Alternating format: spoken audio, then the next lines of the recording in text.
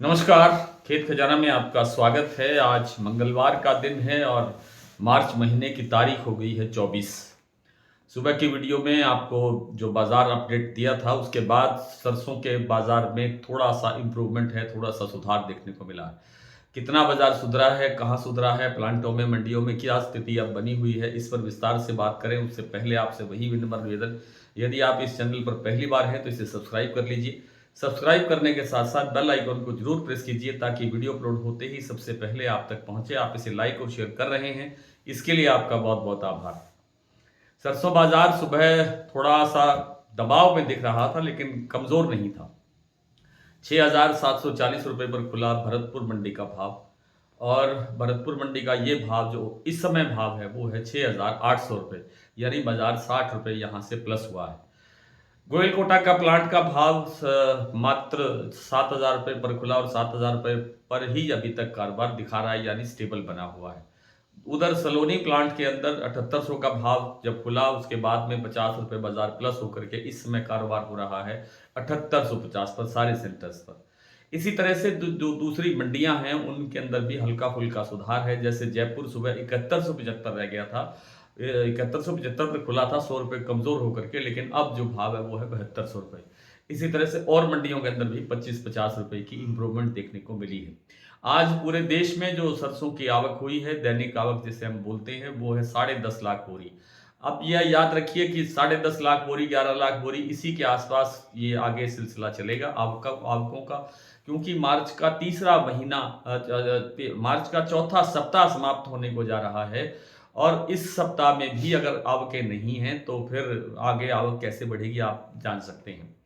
हमेशा मार्च के जो मध्य मार्च होता है, यानी 14, 15, 16 मार्च के आसपास ही 14-15 लाख की आवक होती है, और वो एक दिन हुई है। आपको याद होगा 14 लाख बोरी की एक दिन की आवक है, उसके बाद में 11 लाख से ऊपर मामला कभी बढ़ा ही नहीं है।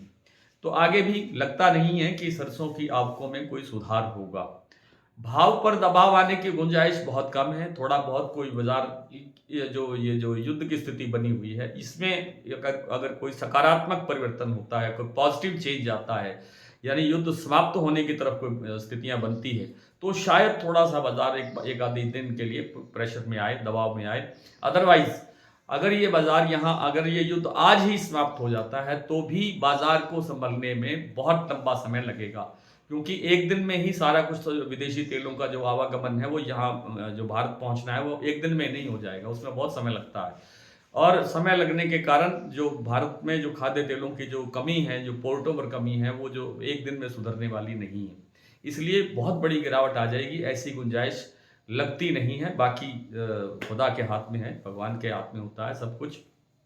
कई बार माल न होते हुए भी मंदा आ जाता है, कई बार माल बहुत होते हुए भी तेजी आ जाती है, जैसे इस समय चल रही थी थोड़े दिन पहले। और बात करें थोड़ी सी सोयाबीन की, तो सोयाबीन के अंदर कोई बड़ी तेजी की गुंजाइश लगती नहीं है, क्योंकि इंटरनेशनल मार्केट के अंदर सोयाबीन पर दबाव है।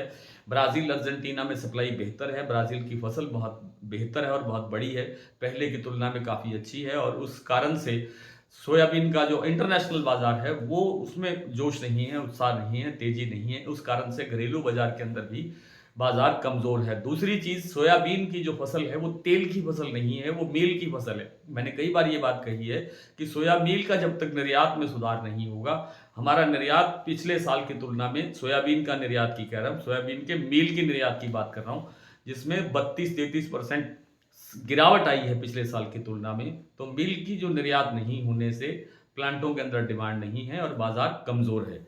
फिलहाल जो महाराष्ट्र कीर्ति प्लांट का जो सोयाबीन का भाव है वो 5500 और अधिकतम 6000 के दायरे में रहने की संभावना है।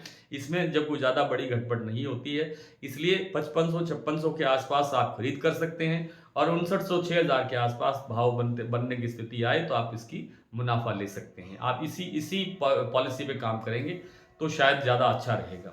आइए कुछ प्लांटों के, कुछ मंडियों के भाव देख लेते हैं। सरसों के, सरसों भरतपुर जैसा मैंने बताया 6,740 पर खुला, इस समय भाव है 6,800 रुपये।